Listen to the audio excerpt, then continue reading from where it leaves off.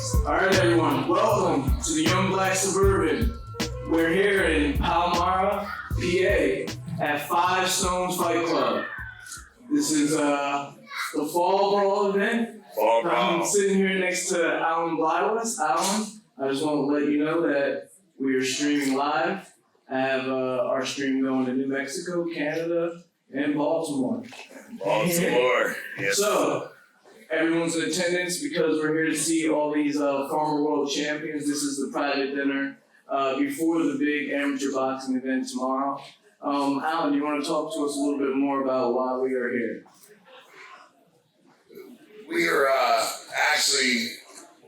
we're here together with all these world champions because one, I wanted to bring light to what has gone on for years. One of the biggest sports out there with no pension. Man, a lot of us, we grew up in the streets. We grew up a different way. The education, the roads we took, the choices we made.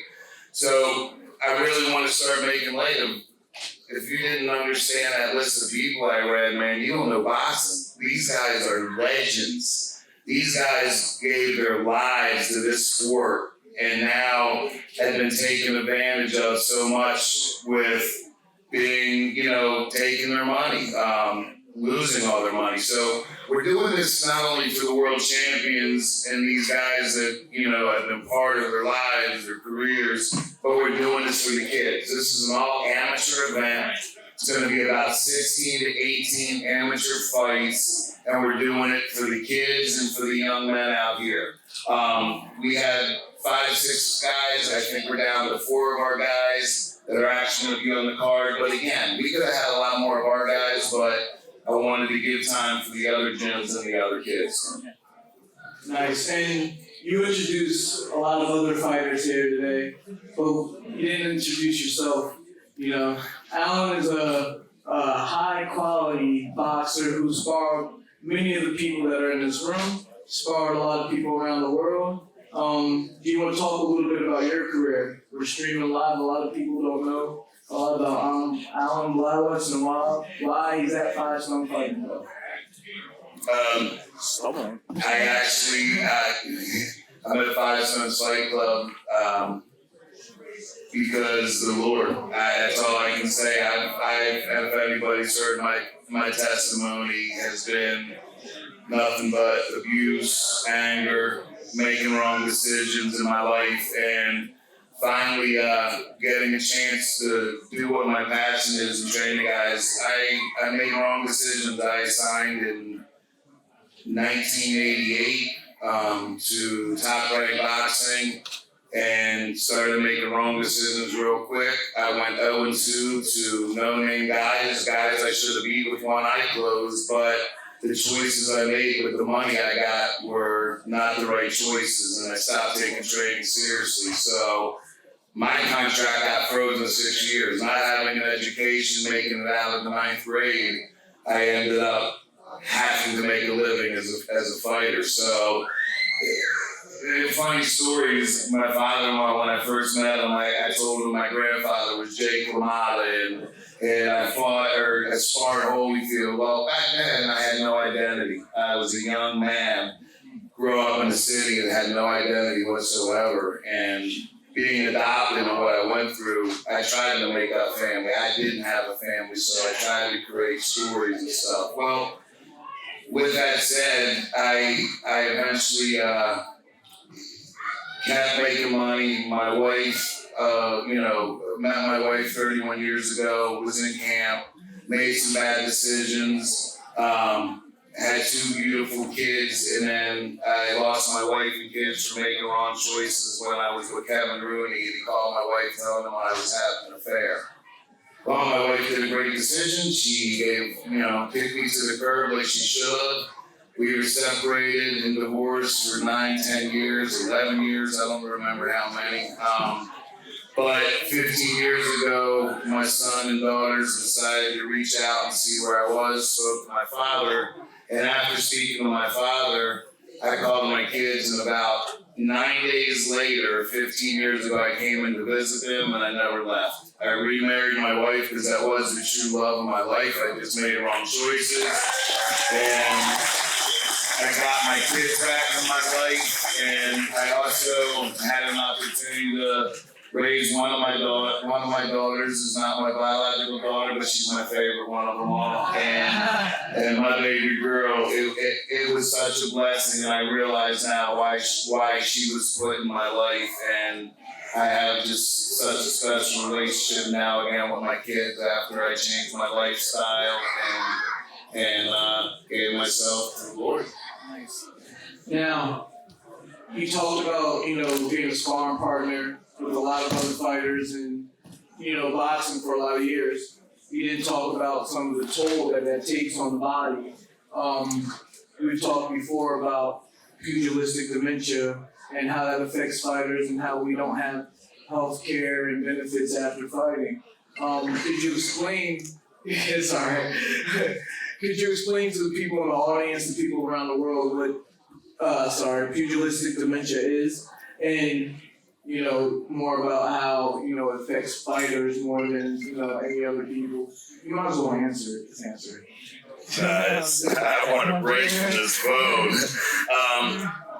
Pugilistic dementia or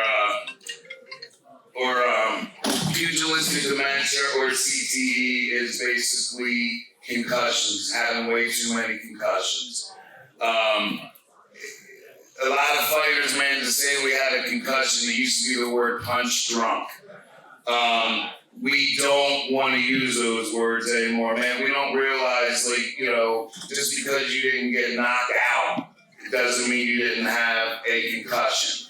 Can you grab my phone and answer that, please, sweetheart? Just because there wasn't, right here. Just because there's a concussion, I'm sorry. See, this is part of it, dementia. I forgot, Shane. Sorry. So, we're talking about pugilistic dementia Yes. and how it affects boxers, and how the other part of it is we don't really have benefits to handle our medical care after we're done fighting. And I believe that's something that you guys are trying to tackle here. Absolutely, there's been talk about getting unions for boxing and stuff like that. We guys in the game know it's never going to happen. There's no unions. We're not going to go suing all these big promoters. It's not going to happen. But what we do need to do is we need to keep educating people. That's why we have all these legends in here. Man, these guys not only have been broken, but broke. They all have damage. We all have physical and issues with our mental capacity. We need to make awareness. Just not so much doing this for the kids. This was like putting a pro boxing event on, but there's no pro fights. Again, to put the time and to get these legends out there, man, that have been taken from their managers, left with nothing after their careers. We want to make light out. I want to get these guys. I want to get Vinny. I want to get your brother or your father. I want to get these guys back out there making appearances, educating people and what's going on, and try to get help. We have opportunities to get disability for these guys. We have one of the best doctors, Dr. Cantu out of Boston, which is one of my doctors, an Irish Micky Ward's doctor. So we need to make light of it, and we need to start educating and really pushing for that. Now, you discussed it before we went live on the podcast. There is an elephant in the room. Someone that was supposed to be here that wasn't here. Do you want to clear that up? Oh. Yes. So look, when you guys heard me say I apologize to the Tyson family, I really do. When putting this together, we got a contact, and which, with everything the way it was, talking to Tim, talking to John, talking to Micky, Craig, and Vinny, getting these guys to put this together, it was clicking so well. Well, I was talking and had a relation with somebody that was not Mike Tyson nor Kiki Tyson, and that's who I thought I was talking to, which reading up, she does handle his business affairs. Well, I wasn't talking to a real Micky Tyson. So we apologize so much. We really do hope that they can see after this event that we really are there and we did do everything we said. You know, things happened. This is not what we wanted to happen in any attempts. And we did what we needed to do. So we really apologize. The people in this room have some relationships with Mike, and it's going to get back to him. And, you know, he's going to know things happen. And, you know, I did say the one good thing out of it is now we really do have the right Micky Tyson, the representative. So there will be changes and things are gonna get better. But that's what's going on with that. And again, we apologize for making this mistake, and by no means do we have any ill intentions.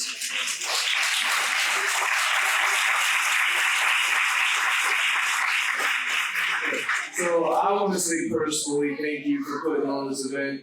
You gave me and my crew an opportunity to display what we do, and allowing these former fighters a chance to come out and, you know, provide, you know, their knowledge to your fighters and meet and greet your fans. One person does not make an event, and I just want to appreciate you and say thank you for giving all of us the opportunity this weekend to have a good time and to pass on our knowledge. Everyone out in Blyweiss on the Young Black Suburban.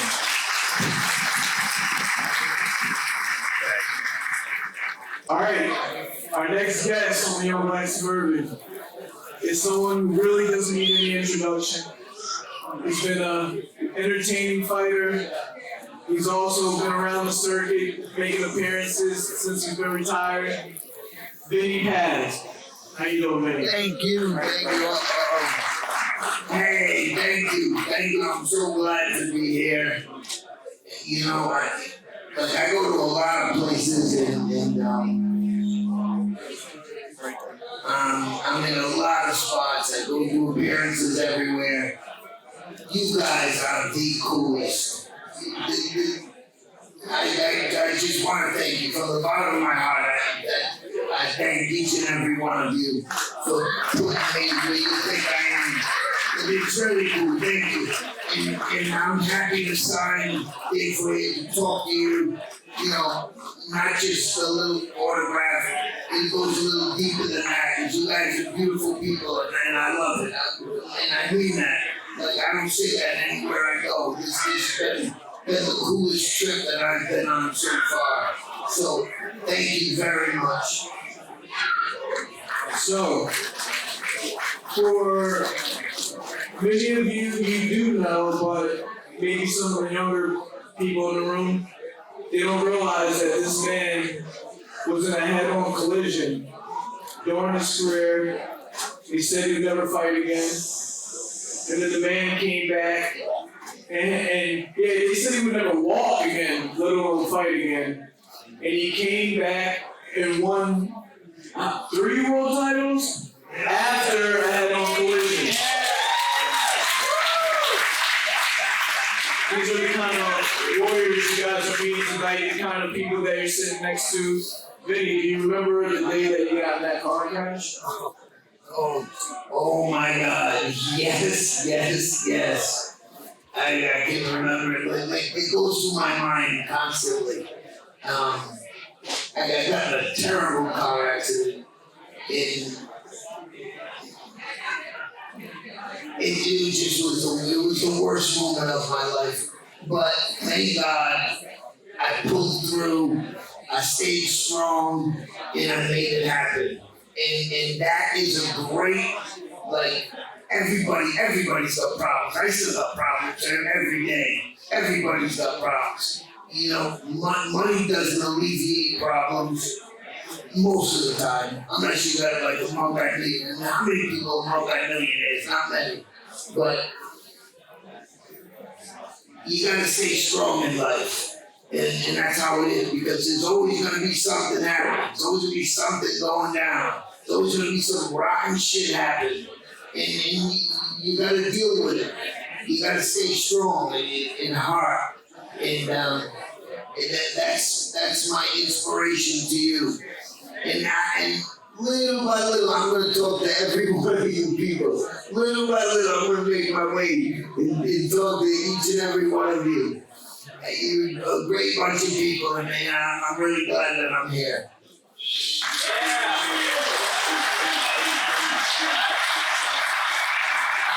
So, one of those fights that you had after that was against someone that we might know named Roy Jones. Yeah. Do you remember that stage of your career and the events leading up to fighting Roy Jones Jr.? The worst fight of my life.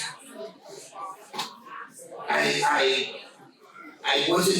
You see, people don't realize like when fighters get in a ring, what happens to them, what how they feel. People don't understand that. They don't know. They just think it's two guys going in there and they're gonna go at it. But it's not just that and that alone.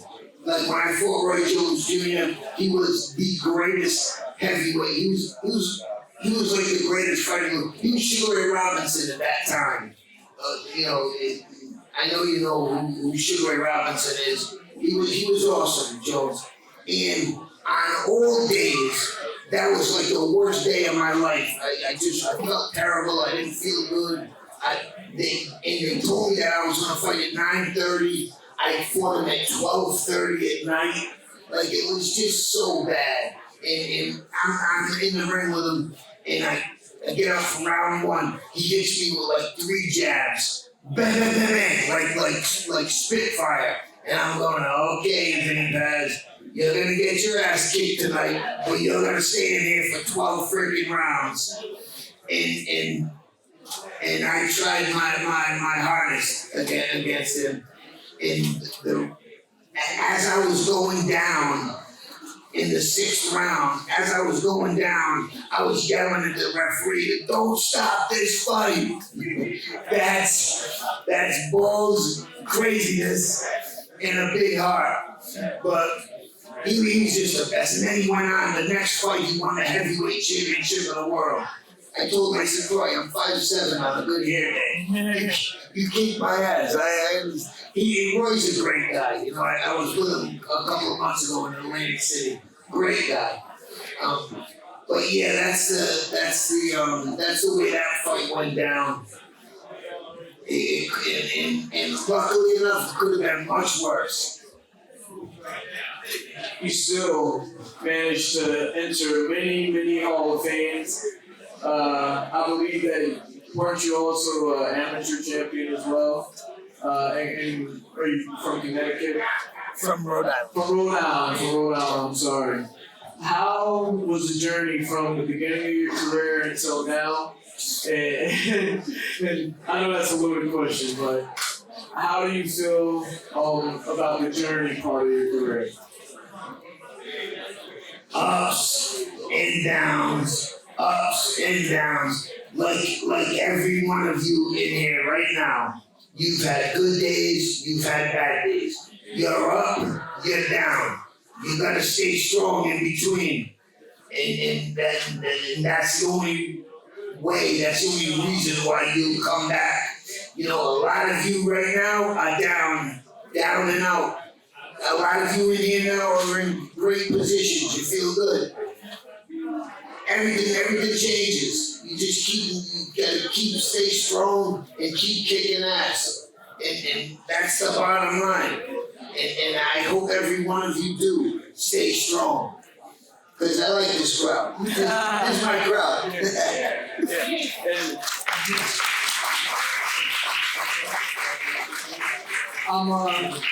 I'm not calling you Vinny Paz because we're best buddies or anything like that. That is actually your name now. Yes.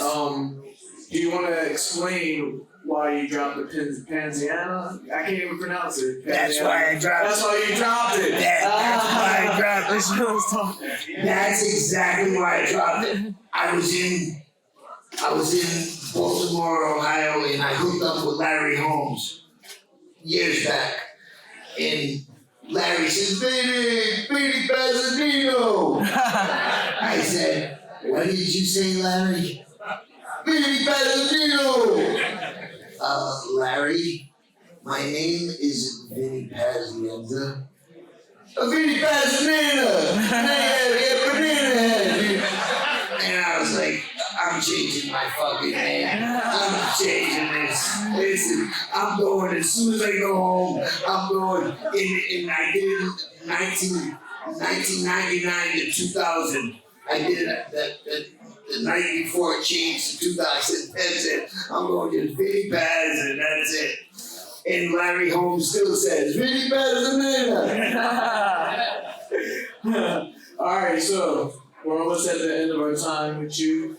At the end of my interviews, I usually give, and you already touched on this a little bit, I give my guests a chance to send a message to the crowd and people around the world. I put them on the spot, so you have to come off the top of your head. What would you like to share with the room and with the world? Well, I have a really big, and it's going to be so cool, so inspirational, so on point. I have a big documentary coming on about me, and it's going to be called The Greatest Comeback in the History of Sports. You know, it's going to be when I broke my neck in the car accident, you know, which I just won a world title. I broke my neck 2 days later in a car accident, and you know, I got lucky. I was blessed enough, and I stood strong, and I overcame a lot of BS, and I just made it happen. Came back, won 3 more world titles, and ended my career with 50 wins. So that's going to be a big one coming up. Hopefully, all of you will watch it. I don't know what station it's going to be on yet, but it's over there. How many of you know Dana White? Dana White bought it. You know, I don't know if you know about him. He's the MMA boss, the promoter. He's an awesome guy, and why I say he's such an awesome guy. He's really cool because his 2 favorite fighters are Mike Tyson and Vinny Paz. That's pretty cool. Listen, thank you very much. Have a great evening. Let's talk. Let me sign some pictures for you, whatever you want. And let's get a little wild. And it's, in 3 more hours, we can start drinking. Vinny Paz, everyone, Vinny Paz. Our next guest from the Young Black Suburban is someone who has known me before I've known myself. A fellow fighter from Pennsylvania. Well, he's not from Pennsylvania, but in America, that's where he stays. Dean, the Welsh Road Warrior Williams. How you doing, Dean? Thank you. I appreciate that, Tim. I've known Tim Jr. since he was 9 years old. You know, so I've been in boxing since 1980 and came to this country alone and whatnot. So ended up sparring with his dad, and that's where the story began with the Witherspoon. So here we are. So, Dean, I mean, they heard your accent. There's no hiding the fact that you're not from here. Your journey started in the UK. Do you want to tell the fans here a little bit about how you got to come to America?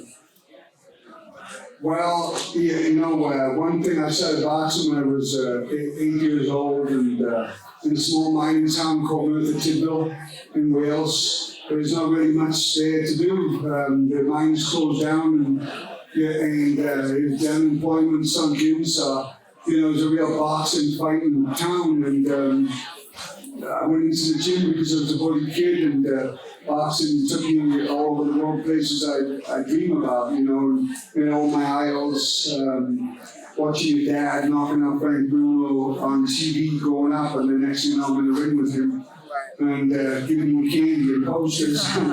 And the same with Sylvester Stallone, you know, I worked in the movie Creed 2, and I was part of Team Drago, and, you know, best opportunity with Joey Rodriguez. And working with Sylvester Stallone was a dream come true. So if dreams do come true, you just got to believe in yourself. And you got to work hard and you got to go get them, because You know, it really does happen. And you did become a titleist. There's a good story that you tell about getting a call on a short notice. And I think this is a story worth taking our time and explaining what it takes to be a professional fighter sometimes and to achieve your goals. You know, I believe the best opportunities come in short notice, so, you know, I'm always prepared. You always got to be prepared. You know, preparation is everything, so it's just that I got a 2-week notice. I was a light heavyweight fighter, and I was a Welsh champion where I come from, the boxing in Australia. I was Australian champion, and then came to Brooklyn, and I was boxing there, and I started training with Larry Holmes and you know, Tim Spoon, Tom Hunt, Tommy Hearns, and I got my opportunity. I got it was 2001, got the phone call right after September 11 happened, and they didn't, the kid didn't want to go and, you know, fight for the title, so they called me up and told me I had to give up like 15 pounds of weight, and so I took the opportunity. You know, my wife and I, we got in the car because everything was grounded at that time because of the flights and everything. So we got in the car and drove to Tennessee and got in the ring and, you know, second round, I was blessed by God. It was all God's plan at the end of the day, and I got the knockout, you know, so the dream come true right there. You know, but in short notice, I always tell people, you got to be ready for it, or whatever it is in life, so always be prepared. And now, since you've been retired, you've been giving back to boxing a lot. You have your own gym. You've been doing, you know, giving back to kids and everything. How do you find life for you after boxing? Well, life after boxing, you know, I was in the Army. I mean, I was in the U.S. Army, and when I came out of PTSD, and you know, I was like, what am I going to do in my life? And my wife said to me, you know, you start training some of the kids and whatnot. And I started, picked up the pads, and I was a fighter, you know, an active fighter for 26 years, and I never picked up a pair of pads and held them for nobody. I mean, today everybody's a trainer before they're a fighter. Right. But I mean, so I never picked up a set of pads or anything when I was fighting.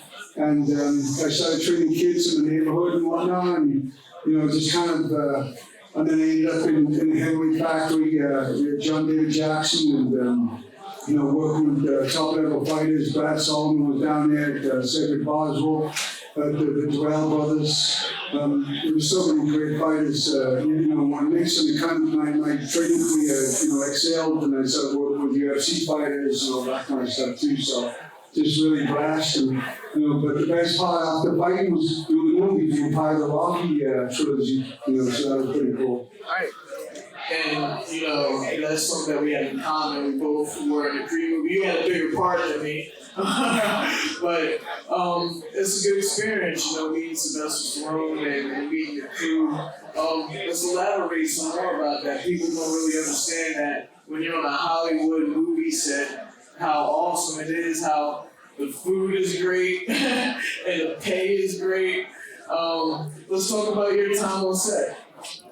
My time on set, I walk on set and I felt like I knew Sylvester Stallone my whole life. You know, he walked right up to me and he said, you know, I know about Merthyr Tydfil, where I come from in Wales. He said he'd been there. And, you know, he named famous fighters from my town, Howard Winston, John Young, Eddie Thomas, and, you know, a few others. He just, you know, he knows I come from a fighting town and whatnot, and it made me feel totally at home. And in fact, one of the first jobs they gave me was to get inside the ring and move around before we started shooting on the set and get a feel for it. Is it too springy or we need to tighten it up? So I told him it was a bit too much like a wrestler's ring. It was too springy and whatnot, so he tightened it up. And then it just kind of went from there. You know, being part of the movie was priceless experience. But you know what? Long days, 15, 17-hour days. You know, you do the same take maybe like 20 times or more. And so you just have to stay humble and patient. Humbleness is everything, you know, in life. So you just got to stay calm and humble. And like I said, everything's God's plan, so you just go with the flow. All right. Dean, so if you guys want to hear more from Dean. He's been on the Young Black Suburban before. We did a good hour and a half interview. We can go subscribe to that and see a more in-depth view of Dean. But Dean, this is your chance to spread your message to the world. You've done it brilliantly, as they say, where you're from before. So here, let's talk to the people. You know, I just want to say I'm real blessed to be here, to be part of this great event, to be with my brothers, the people I was in the ring with, your dad, and all the fighters who are here tonight. I'm just blessed to be part of it. Vinny Paz and great fighters. I watched them all going up on TV. Witherspoon Boxing and Ray Bow and Marlon Starling.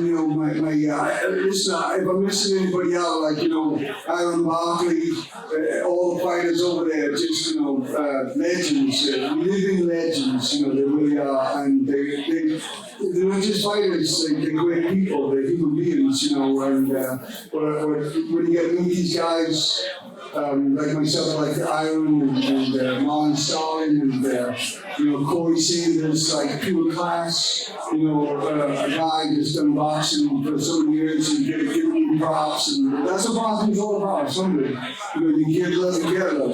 It's the thing about being a fighter. If you want to be a fighter, you want to go in there, you want to get it done. You be aggressive when you gotta take what you gotta give. You gotta be willing to take the heat. If you want to be successful in life, you gotta be willing to sacrifice. Sometimes I think that safe zones, comfort zones, stop dreams coming true. So if you really want to be something, do something, you gotta take the risk, make the sacrifice. I did. I left Wales by myself for one way to Australia. Stayed in Australia, promoted in New York City in Australia boxing. Believed in me, he brought me to Brooklyn, New York, and the rest went from there. The rest is history. Trained with Troy Gotti, and working with Hector Walker. He released his first kid I sparred with was Joe Gotti, Troy's brother actually, and give him some thunder from down under. But yeah, just blessed to be here, blessed to be alive. And there was our champions over there that speak, and so I just wanted to say I'm really, happy to be here, blessed to be here. Thank you, God, for each and every day. And one more thing I never forget is thanks to God, but thanks to my beautiful wife Tanya, who's been like the rock. She's been she's been there for me since day one. When I came to this country, I had no family or nothing. And Tanya was there. She actually, her man passed when she was 12, and she didn't have nobody either. Her dad left her. So she was by herself, I was by myself. God put it together, So thank you, Tanya, for all you do for me. I really appreciate you. I love you. Dean Williams, everybody. Dean Williams.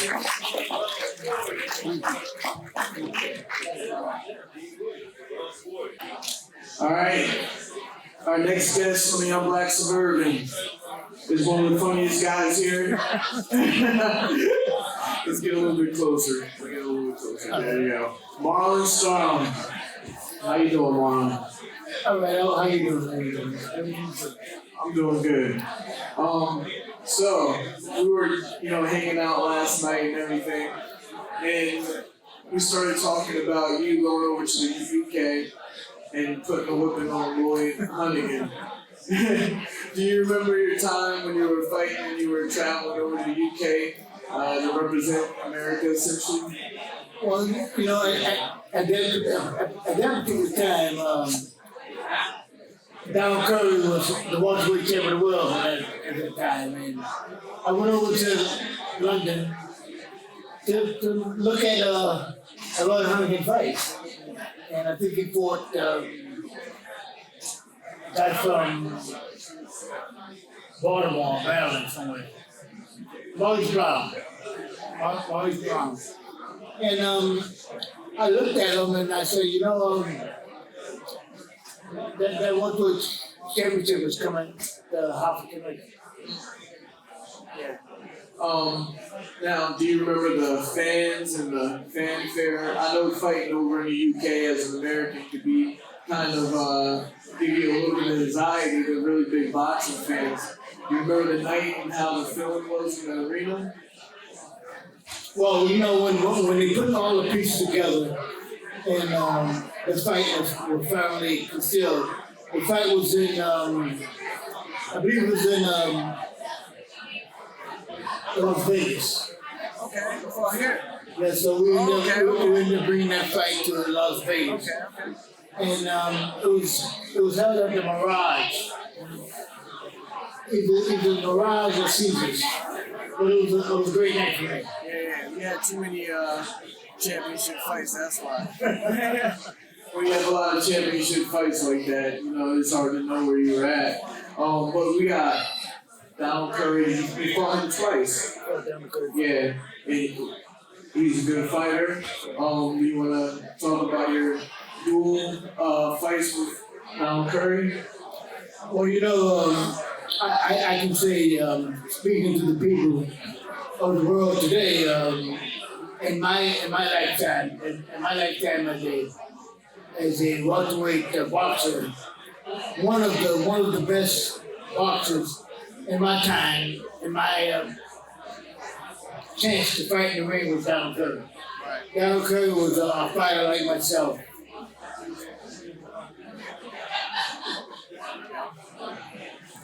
Donald Curry, he did nothing great, but everything good. Right. And those kind of fighters is tough. Right. I mean, he did nothing great, once again, but everything good. Right. You're from, you know, an era where there was many great fighters. You ended up beating Simon Brown, fighting Floyd Mayweather Sr. Beat him twice. You beat him twice. Floyd Mayweather twice. Wow. And Mark Breland as well. Beat him twice. Beat him twice. Do you remember how tough it was in that era? And can you compare that era back then to what the fighters are like today? Well, you know, that era was a tough era. Remember that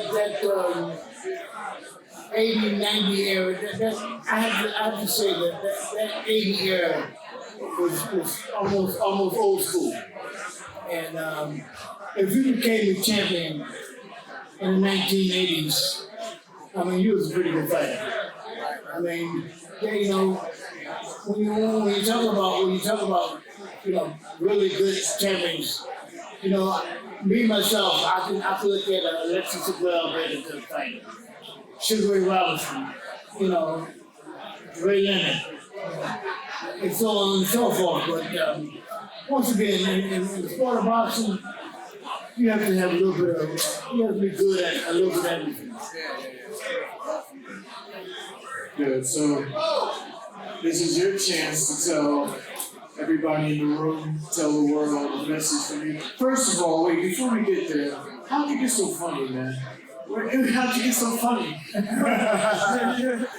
Boxing. Boxing, man, that made you funny? Oh boy. But, you know, we don't always get a chance to talk to the people and everything. I want you to say something from the heart and, you know, let people know a little bit more about Marlon Starling. Okay, you know, everybody that's out in the audience today and that, you know, got a chance to see a Marlon Starling fight. One thing you know about Marlon Starling, when that bell rang, he came to fight. I did everything I had to do in training, so you won't say, oh, he's tired in the third round or the fourth round. If I got beat in that ring, the guy was better. If not, I think it had something to do with the score. But once again, my people in the northern part of the country of the United States, I want to thank you guys very much for being on my side. Thanks again. Marlon Starling, everyone. Young Black Suburban. I've been trying to get that for a whole 2 years. We're trying to get that. We got it. Yeah, I appreciate it. All right. Our next guest here in attendance tonight in the Young Black Suburban is an Olympic medalist, Sugar Ray Seals. How we doing, Sugar? It's a great day. I'm blessed. The Lord gave me this opportunity to come here, to get here and to share what I have with all these people. And that's what I do. Share it. Love it, enjoy it. I'm having a wonderful time. So, you went to the Olympics and everything. When did that journey start for you in boxing? Do you remember your first day in the boxing gym? And what made you go into that boxing gym to start with? In 1971, I was in trouble. I got in trouble with following people instead of leading. I ended up going to juvenile jail for 1 minute. And my uncle came and got me. And when he got me, he picked me up, he got bad. He chewed me out and said to me, "You're lucky that your mother is my sister, or else I would beat you to death." 1971. And then right after that, I changed my attitude. I changed everything. But I changed it because my mother told me that she done bought a plane ticket to Munich, Germany, even before I qualified. She had a plane ticket even before I qualified, so I had to get myself ready. Right. And I got ready, and then all of a sudden, the president wouldn't let us go because we was close enough to get into the military. Because I'm a military product, I'm in shape, 100%. But then, because of my mother had bought that plane ticket, I had to make a decision. Should I go with my mother or should I go in the military? I changed my attitude and I went with my mother. My mother was in Munich, my dad was in Munich, my coach was in Munich, and a teammate. So I went with my mother. But then at the end of the fight, I ended up holding the flag. So I'm in my parents, and I'm on the parents' flag. I went to the United States of America, and that's what happened. I held it, and I'm here today because of who I am and what I've done. Not everybody gets to have that feeling. There's a couple of Olympians in the room here, and that's a privilege for everybody actually to get to witness that.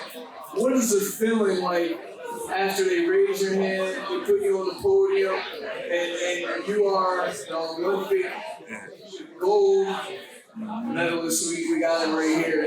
It's heavy. It's heavy, guys. It's heavy. Hey, listen. How was that feeling that Let day? me tell you something. It feels great because today, my gold medal is 50 years old.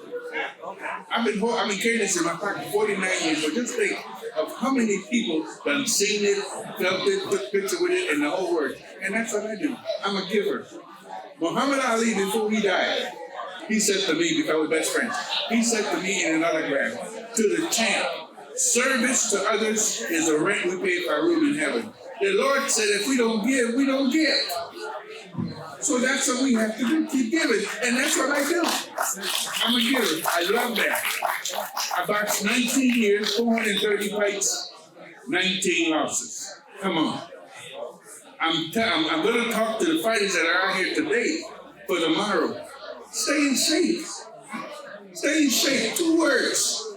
Focus and listen. My dad used to hit me upside my head talking about, well, you better focus and pay attention. Well, that's what you do. 2 words. Focus and listen. I've been coaching boxing in Indianapolis for 11 years. I gave me 2 teams. 10 golden gloves. I took 2 Mexicans. Didn't know how to speak the lingo. All I knew was jabeo, derecho, y gancho. That means jab, right hand, left hook. And that's all I had to give them. Now the Indiana Golden Glove champion is the best fighter and the best fighter tonight. Here is what it is. I was a high school teacher for 17 years. So that's why I'm able to teach, bring the right words out, say the right words that'll make you become the person that you want to be. Give. Understand why you're giving and what you're giving, but keep giving. Jesus is me. He's with me all the time. I lost my mother February 25th. No, I lost my wife February 25th. We've been married 33 years, 6 children, 20 grandchildren, and 3 great-grands. So we're still living. She's enjoying herself up there because she's with the person that we're trying to get with, Jesus. So she's enjoying herself, and I'm upset. I cry every night. After 33 years, 6 children, and then all that, come on, I cry every night. But I know why I'm crying too. Love, man. Love, love. And she's in heaven where she belongs. With her parents, my parents, her brothers and sisters. She got 2 brothers up there, 2 sisters. So she's living well. I am just happy because, I'm good at what I do. You know? And like I said, I was a high school teacher for 17 years. I teach. I'm a teacher. I love it too. And here, I'm glad I'm here this day because I still have something to give back. You always do. And the children that took my picture, that signed autographs, I mean, they listen. I have somebody to talk to because someone wants to listen. And that's all I am, I'm a teacher. 17 years, I work with an autistic girl. Autism? Oh, come on now, that's heavy. But you got to know what you're doing. I knew I was there with children, people, and if I don't give the right words, nothing good will happen to me. Well, 17 years, man, enjoy what I do. That was good. And, let me tell you something. I'm legally blind. I'm legally blind. I've had 8 surgeries. This is after boxing. I got thumbed in the eye in 1981. And then after that, things changed. One eye go bad, the next one get back. So I had 8 surgeries, 4 on each eye. My last surgery was 4 years ago on my right eye. This is just dark shape. I don't need shades anymore because the doctor fixed me. Again, the doctor was the one that needed to be with me, and the Lord knew that. So he sent me with him. We're still friends and doctors right now, but I'm going back to Tacoma, Washington, where I'm from. I'm going to leave there soon because now I have sisters, brothers, and children. Family children, so I got to go back. They need me. I've done my job here. After 11 years of work, I've done my job here. And that's what the Lord does. He gives you only this much for you to handle where you're at and to come out of there and go somewhere else. I hear you. I can hear it. This reverb is bad. Reverb is bad. Sorry, guys. Oh, there we go. Yeah. So, you have a lot of energy still. You're in the gym, helping out kids and all that. Are you still staying in shape, working out, hitting the heavy bag yourself? I walk 2-3 miles a day. Okay. Just to keep the wheels up. It must be your gold medal. It must be your gold medal. Get out of there. It must be your gold medal. That is real. Yeah. But I stay in shape because I can't tell somebody what to do and I'm not doing it. Hey, come on. And so it works. I am excited, man, because I talked to a few children that was in here today, young adults, and showed them a few words, a few steps, moves, and they appreciate that. And that's all they got to do, man. As long as you appreciate what you're getting, it works. I'm excited, man, just to be here. I'm excited just to be here, man, and I'm glad. Thank you, everybody. But and all my friends, I ran Barkley. All my friends, man. A lot of people in here, man, that you don't get a chance to see every day. Right. No. And Vinny Paz. Man, come on. This guy had a broken neck. This guy had a broken neck and he was winning everything. And he went out there and became the world champion again. He won 3 or 4 different world titles. Hey, dedication. Know what you want, so you put the 100% that you need to put in there, and you will get it. Watch Vinny Paz, man. Anybody that you want to know something, learn something, Vinny tell you. I appreciate guys like that, man. I love, my team. Let me tell you something. After I got blind, 8 surgeries, $100,000 in eye bills. Okay, my manager and I were driving down the freeway headed towards Portland, Oregon. And we decided to ask ourselves, who can we get to help us? Because fighting is over. And I owe everything. So fighting is over, who can we get to help us? We turned the radio on, and the first thing that come out the radio was the Candyman Can. Now who's the Candyman? Sammy Davis Jr. So we went down to Las Vegas and asked the champ what he can do for, can he do anything? He said, well, if he can do this for my players, then I'm there. The Candyman came to Tacoma, Washington, put on a show. They said he lost $20,000, but when the whole show was over, my $100,000 eye bill was paid for. The Candyman sings for sure. Muhammad Ali, Marlon Starling, Hector, Ray Boom, and City, all those guys came to pay homage for Champ. And the Candyman did it, man. Muhammad Ali, the greatness, man. Service to others is the rare will be for a woman ever. That's what he says. And that's what we do. So I'm enjoying myself here. I love talking. I love meeting people. I love feeling and finding out what's inside their heart that we can work with. I'm just excited. Great day. So we have a lot of kids here that are going to be fighting tomorrow.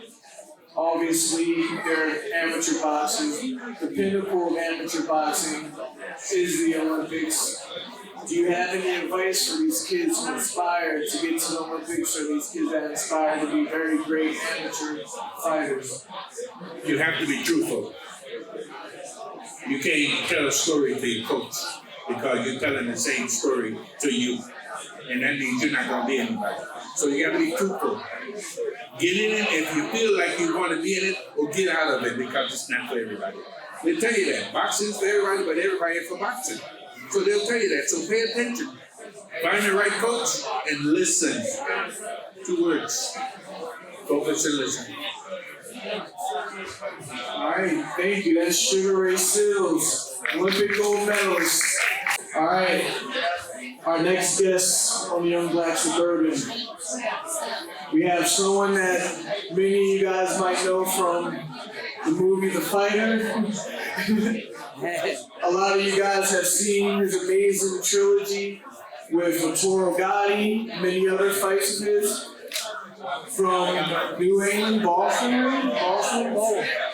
Outside of Boston, Lowell, more specific. We have Irish, Micky Ward on the show. It's a privilege, man. It's a privilege. Me as a kid, growing up, I was a kid watching those fights on, TV, HBO maybe. And now to have you next to me is great. How have you been since the end of your career? Thank you, buddy. I've been good. Sorry, man. This mic is a little bit shaky. Yeah. I'm good. Everything's good. Thank you for asking. I'm just staying busy, doing a live training podcast. Keep turning. Getting busy. Somewhere to stop. Yeah. I'm a live train, it's called. I'm gonna live. It's like live train. You can train with anywhere with a phone, Right. So that's what I'm doing right now. Nah, it's right here. You just gotta hold it correctly. Don't turn it. It's all your money making that go off. Yeah, right. All good. I'm just, like I said, we're live trained and so I'm staying busy, So live trained is a mobile app where you can train with me and amongst other fighters and wrestlers and stuff like that. So that's what I'm doing right now.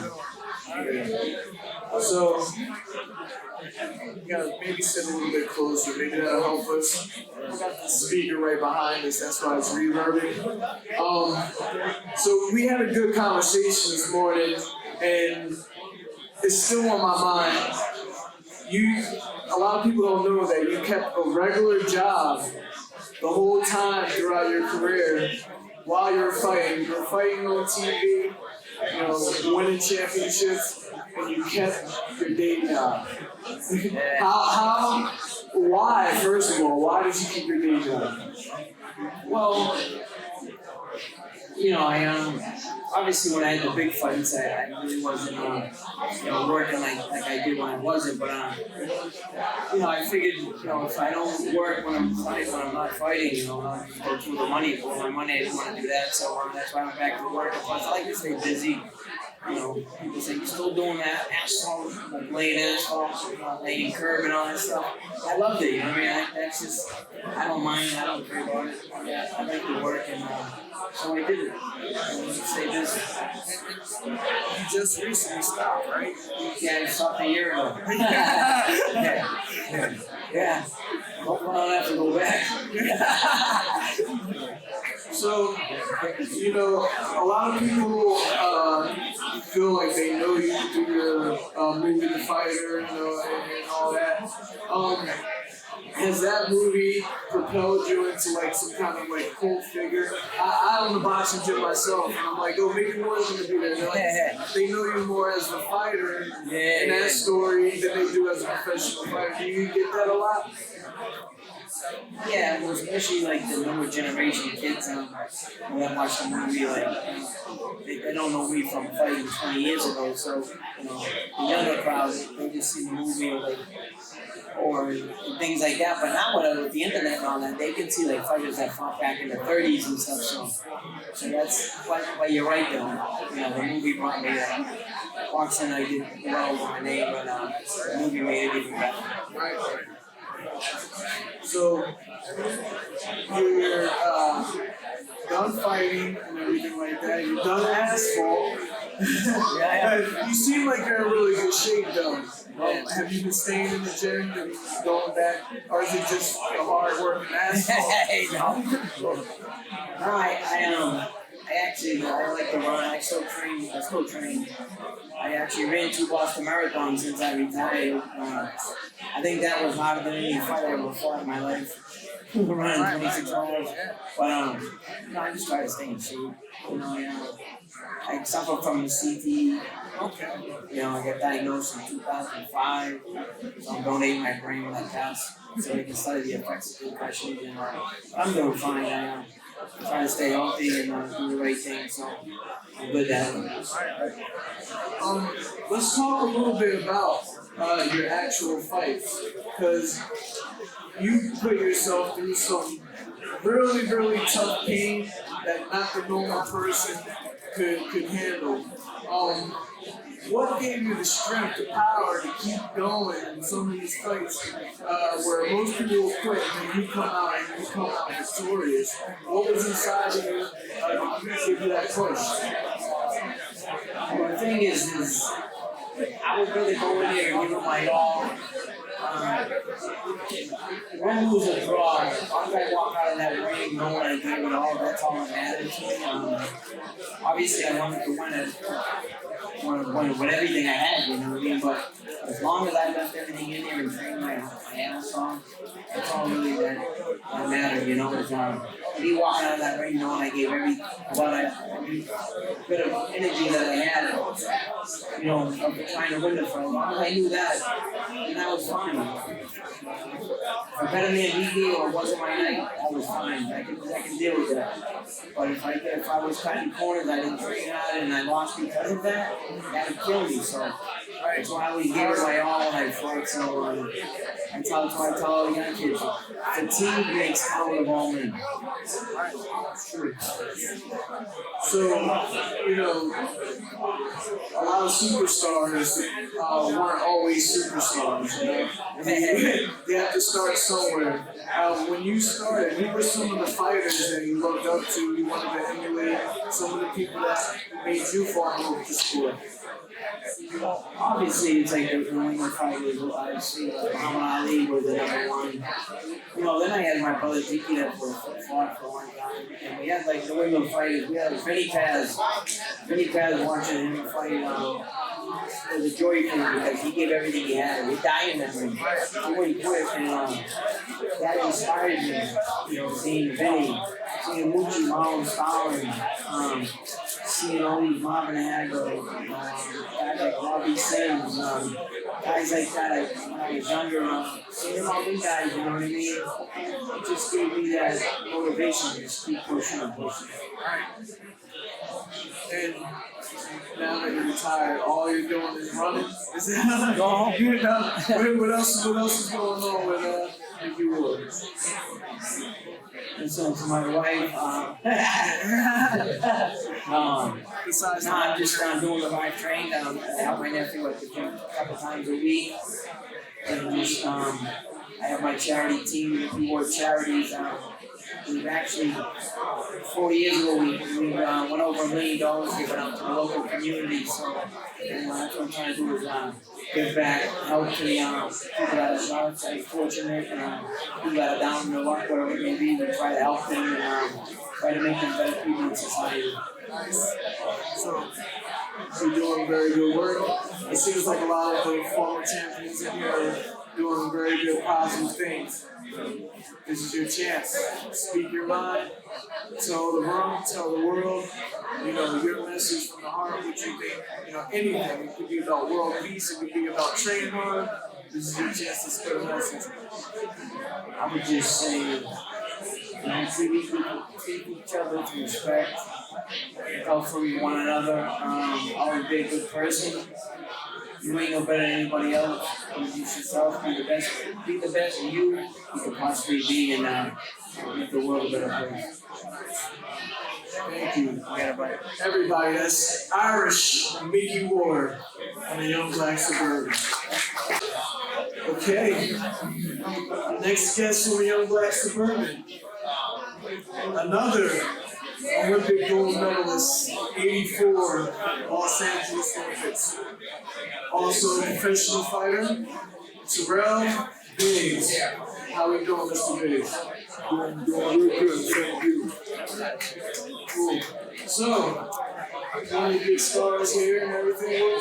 How do you feel about this event and being here amongst all your peers and all the other heavyweight champions? Well, first of all, I'd like to thank all guys involved in even being here. It's really an honor to be around such a great fighting man here. And it makes you feel real good to be a part of it. I appreciate you wearing the Young Black Suburban shirt. No doubt. Yeah, on the Young Black Suburban, this is great. I understand that this is your brother. He was telling me that you guys spent some time in Philadelphia training at the Passion Gym. Did you ever go down there? At the Passion Gym? Basically, he was at Passion and I was in Wilson and Joe Fitness. But we used to train together in the basement because we had every day and speed bag in our basement. So we used to work it out that way too. So it's a family business. Yeah, you could say that. I mean, we didn't call it that, but that's what it was. Now, I'm one boy. I got 5 sisters. I didn't have a brother to get up and run with me or beat up on me or anything like that. Did that help you both bounce off of each other, training and going to the gym together? Oh, yeah, no doubt. The thing about it is seeing that I'm the youngest and still the brother, so therefore I had to be able to adjust to guys that were older, my brothers were older than me, and therefore I would make the adjustment. And when we were boxing or whatever, I was always open to learning what they were teaching me at the time. So it helped you because he came before you, basically, and passed down knowledge. Oh yeah, no doubt. And I think being able to go up to them had a lot to do with it too, so they was dropping knowledge on me. So when I took over, I just took everything in and rushed them and I put it out against my opponent. Now, was the journey to become an Olympian a hard road, or did you find that boxing was easy for you? Oh, well, no, it's definitely a hard road. It's just that you have to really do it. And I just had a burning desire, to win a living. And because of that, I was able to work hard, train hard, and I was able to succeed. That was one of your goals, was to do the Olympics, and it just happened. You said, well, I'm going to go there, that's what I'm going to do. You put your mind to it, and that's what happened. Yeah, no doubt. And the thing about it was not only go to the Olympics, but my whole thing was to go to the Olympics and win a gold medal. That was the bottom line. So that's where I fought. Probably all my fights. I'm here to win this gold medal. And thanks to me, and I thank God I was able to do that. Right. And you did it in America, in LA. Do you remember the atmosphere when it was time for you to go into that championship match for the gold medal? Oh, well, of course. It was so surreal. It was like unreal. But at the same time, I knew that I had what I had in front of me, and I could get somebody who wanted to. And I had the belief that I could do it, and it was done. Nice. Now, you win the gold medal. Were the promoters knocking on your door after that? Were they chasing you down? Did you have to sit down like some of the other sports players on the teams where you were going? Well, not really, because once I went to go better, I was not really concerned about who I was going to go with, or I already figured that far ahead. But then it was kind of like the situation came up where the deal that Julius and them offered me, that was the best deal that I could possibly do. So I just went with that. That was when 400 members, did a group signing. When it was me, Brother Taylor, Tyrell Stanley Holyfield, and Mark Perry. So that was the perfect stepping stone wanted to the pros. Now, do you find that it was easier for you the amateurs, or was it easier for you the pros? The styles are a little bit different and maybe for the lighter guys. I don't know about heavyweights, but everyone seems to think that there's a difference between the amateurs and the pros. Which one do you prefer? Oh, no doubt. As far as the amateur and the pros,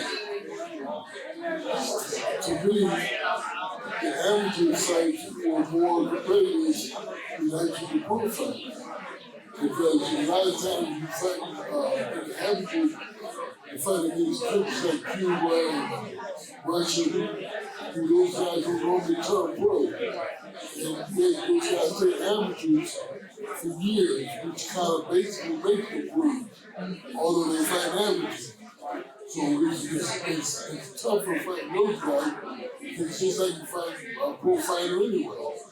It's when you have to turbo fight. So in order to beat them, that gives you enough squad to go into the actual pro fight. It's good. So, after boxing, what do you think you're doing with yourself? Well, for the most part, I kind of had to slow down and just take it easy. And at this point, what is this, October? December 28th will be my 30th year of clean sober. Congratulations. Okay, cool. And I like to concentrate on that, help these young guys when they draw from the long road, start doing drugs and drinking and whatnot. That's that particular. And I just be an example to show that, if you don't get in, don't drink and do drugs. You gotta do things. And you can't please somebody. I'm open to be a little kid. You gotta do it. Nice. So, Red Penny Bar. Any of you here? You're a good talker. Yeah, right. Now you have to give a message out to people. I like to tell people some freestyles off the top of the spot.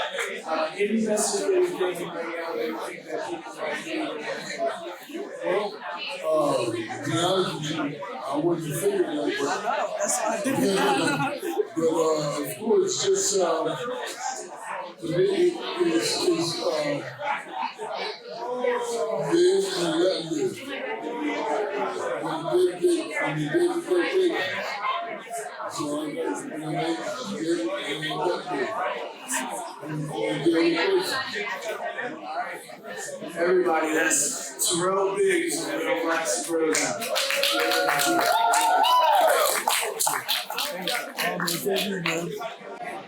Alright, the next guest on Young Black Suburban is a man that turned pro 37 years ago, 1984. Here today, Mr. Vincent Pettway. How you doing? I'm doing good. I'm doing good. Going into that, first I want to give thanks to my Lord and Savior, Jesus Christ, for allowing me to be here on this platform right here. Second hand, I'm here today. Thank you. Alright, so I'm reading that you had a very illustrious career. You had a good journey on to the IBF middleweight championship in the world. See, the middleweight people get mad when you playing something when they middleweight. I did dream middleweight, so but 154. Had 200 amateur fights, lost 11. Got robbed 6 of them, but lost 11. As a matter of fact, one of the guys I lost to an amateur and in the pro that was here tonight. I give him credit, good guy, in 50 days. From Tyrell, good guy. But, boxing is a boom sport. We still have friendship throughout. So I'm thankful for Blyweiss and all that he's doing. The boxing, and the rest of those guys. See tomorrow. And you can bring any question you can. Yeah, I got you. So, for people that don't know you, and this will be a personal answer for you, what are some of the highlights of your career? Well, majority of the highlights of pretty much all the victories, of course. Of course. But, doing something that has never been done. My manager, Mr. Mac Lewis, been around for many, many years. Before I even came on the scene, had a former heavyweight guy named Larry Middleton that was bringing the world when they only had one world rating back then. And he didn't get the shot. That guy, George Chapman, we were to fight top name people. Didn't get that title for him. And I was looking on to be able to, before he left his earth, that I become my goal and his dream as well of becoming the world champion. That was a great highlight of my career. Where are you from? I'm I'm from Baltimore, Maryland. Now I live in Maryland. I'm still in Maryland. Been tuned up anywhere else, and I thank them as well for all the support that they showed. What are some of the fighters that you look up to coming up? Maryland, Washington, D.C. area is very rich in boxing. Do you have any locals or any professional fighters that you try to emulate? Not necessarily emulate, but things I wanted to accomplish and I saw those guys accomplish. First would be Sugar Ray Robinson. I love her. Muhammad Ali, of course. And my all-time favorite was Marvelous Martin Actor. I love his ability to weigh for So that's one of the things my manager always taught me about discipline. it's one thing to be try and handle yourself outside of me, will always follow you no matter where you go. So I learned that really well, and that's been a blessing to me. So every fighter has that last fight, it's the time to hang it up. Not every fighter knows when to do that. Well, but that time came for me, it came for you a little earlier. But do you remember that feeling when it was my last fight? Well,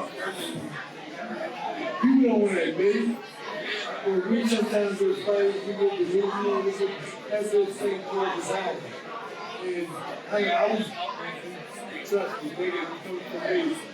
I was one of those guys who like, I knew that I had one I could do it. But, one the title or one picking up the end of the glorified knockouts, praise, and eventually, secondly, I lost my title. Then I wanted to try to regain it back. Tyrell, they stop thinking to me should have been stopped. They stopped it. I came back my 40 game had a victory. But that last one when I lost, I was like, okay, realistically, if you're not going to get this game 100%, it's time to walk away. And there were times where I felt like, this is the handwriting on the wall, but adhere to work for me, got a family to take care of, wife, kids, children, so there's more things to the game, more to life than just fight. So I had to, come with good sleep, and ever since then, been enjoying it. I was going to ask you, life after boxing, what did you do? What was your calling after? Well, life after is doing boxing is no different because I'm in Witherspoon City right now. City of Baltimore. Prominent with public gaining weight. Even as a world champion. My wife said, I won the title on the Saturday in Las Vegas. Got home, the belt I didn't have the belt. Got home, belt hadn't come in or whatever. I said, you may be a world champion, but I still need my basement done. Painted, I'm like, no matter what, that brought me back, I don't care how I was, that brought me back down to earth real quick. So the next thing I know, I'm in the house painting, me and my brothers, painting my basement, and I get a knock on the door. It was the RPC and RPS, the Go Back to the Service. And they made my championship belt. And no more painting got that but realistically, it kept me grounded because, you could be here one minute and back here next. So, I thank God that it kept me grounded and I had the support of my family and friends. And no matter what, thank you, I got a friend right here who said, to this day, all he told me, how much you can do, how much you can take that guy. So keep me there, keep me grounded. But we know realistically, God allowed me to go through what I went through. I am alone, and I'm still here. Give me praise and glory. So, we're at the end of our interview. Yes, sir. I appreciate it. It was very good. You still got to tell the people a positive message from the heart. Freestyle. I think you can do it. Positive message. Well, the positive is anything you do with Christ, do it in your life, you should be able to excel. But always give him praise and glory because he's worthy of it. He will never leave you wrong. So, I can't speak on anything else, but what I know is that no matter what, you can accomplish all the things you want. If you can get there quicker and faster, you're better with God on your side. And you're not with you. Thank you very much, everybody. Vincent Pettway. IBS Junior Middleweight Champion. All right, our last guest of the night. The COO of Five Stone Fightclub, Mark Hammaker. Mark, first I want to congratulate you on such a great event. Thank you for putting such a great event together. I know it hasn't been easy at all. I see you running around with your head cut off. How are you feeling now that this great event went off and we're halfway through the weekend? Hey man, I'm just like super excited about it now. I couldn't have done this without every single person on my team. So first and foremost, they deserve the credit. They came out, they showed up, and they always did this and set up. It was honestly probably the most difficult last 2 weeks of my entire life. But I couldn't be more pleased, man. Everybody's coming to my heart smiles and everybody's saying, yeah, I just can't imagine a better time. But you're being nice about it. What people don't understand is, a lot is weighing on your shoulders from getting these champions here to getting them chairs to sit in. It's a very painstaking process. How you holding up through that? I know you said it's the hardest thing, but to put it in perspective, every little detail has to come through you. Yeah. Yeah, unfortunately. Unfortunately, right? Yeah, this was the first time I've ever done an amateur boxing event. Honestly, this is the first time I've ever done an event, period, of this size. This is supposed to be, there are 2,000 seats that we have over at venue. A lot went into it, and it was, all 16, I don't even know the final count, teams this year, but they're from all over, they had to arrange, airplane tickets, and they had to get, arranged driving, and we did all of this, and we only had one guy miss a flight, which is awesome. One guy missed a flight, we were able to reschedule that, so I really could have, I can't take a whole lot of credit for this because there is no way that had God not had his hand on this. As much as I would like to say it was me that did this. Honestly, I've had 3 hours of sleep in that. So, just the fact that I'm still able to be here and talk to you about this. So it's not my strength at all. Obviously, you're looking forward to the final event tomorrow. Can you tell everyone what they'll be expecting tomorrow in the amateur boxing event? So we have around 16 bouts scheduled. We're going to start roughly around, there's over at 3 o'clock, 4 o'clock. I know we have 3, I think, of the top ranked fighters in the nation, I think, that are going to be here. So we should have a good, good mix of fighters. I think it's going to be a really awesome show. So, 3 o'clock, doors open, 4 o'clock, fight start, around 6:30, we'll have a little small intermission, and we'll get out of there as soon as it's done and wrap it up. At Texas Roadhouse, we'll be serving food, and they're going to be waiting for people in the VIP area. It's gonna be a really awesome time, man. I think we're gonna have a great time. I think everybody's really gonna enjoy themselves. Nice. So I appreciate everything that you're doing. Just like the chance, you gotta spread your message to the world and tell everybody a little bit of positivity about anything that's on your mind. So my story isn't too far from Allen's story. Drugs, alcohol, my entire life. I spent 7 years in state prison because of the choices that I made. And at that point in my life, when I got out of prison, when I went to prison, I really felt like I had no purpose. I had nothing like that. You know what I mean?